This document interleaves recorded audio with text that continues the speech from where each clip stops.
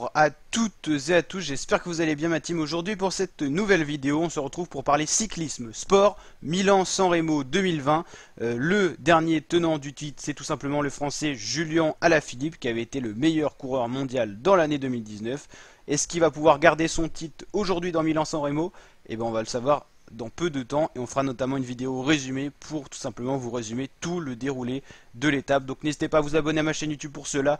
Plein de courses cyclisme et plein d'autres contenus à découvrir sur ma chaîne YouTube. On suivra le Critérium du Dauphiné, le Tour de France et aujourd'hui donc Milan-San Remo. Et ces jours-ci on suit également le Tour de l'Ain avec tous les cadors qui se préparent pour le Tour de France. C'est à suivre en intégralité sur ma chaîne YouTube. Alors vous avez un petit bouton à cliquer, abonnez-vous, petite cloche des notifications et vous serez tenu au courant de tout ça. Donc là, vidéo avant course Milan-San Remo, donc le profil de l'étape avec quand même quelques côtes au programme, ce qui fait de Milan-San Remo pas, même si cette année c'est un profil pour sprinter, pas une course si facile que ça, pas un sprint en ligne complète. Il y a des difficultés au programme, il y a des vallons, ça peut convenir à des punchers comme Julian Alaphilippe, comme Philippe Gilbert. Il y a plein de punchers comme aussi Dan Martin qui peuvent tirer profit de ce genre de terrain. Les principaux favoris aujourd'hui c'est Caleb Ewan, Arnaud Démare, Sam Bennett, Peter Sagan qui sont les cadors du sprint mondial. Arnaud Démare, il faut quand même savoir qu'il a remporté Milan-Turin il y a 3 jours, donc il a la confiance en lui.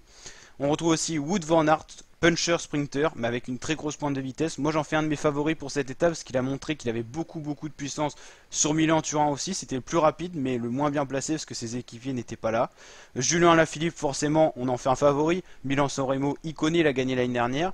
Oliver Naesen, Elia Viviani il va revenir avec aussi l'objectif de gagner Milan-San Remo. C'est un Italien, c'est une classique italienne, il ne l'a jamais remporté, il a remporté beaucoup de courses tout au long de sa carrière. Il est arrivé chez Cofidis, c'est pas forcément des résultats très présents en ce moment, donc là Viviani il a gros à jouer aujourd'hui avec Milan-San Remo.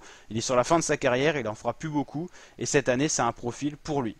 Fernando Gaviria sera là aussi, Mathieu Van Der Poel, Sonny Colbrelli, Greg Van Avermaet, Nasser Boigny, Miral Kwiatkowski, Vincenzo Nibali, Michael Matthews. On voit bien que c'est pas un profil que pour sprinter. On retrouve des favoris, Nibali, Kwiatkowski, on retrouve des punchers à la Philippe Naesen. Donc forcément, cette course va être pleine de suspense. Et Milan-San Remo, c'est quand même un sacré nom, un sacré palmarès quand on a réussi à remporter une de ces courses comme ça.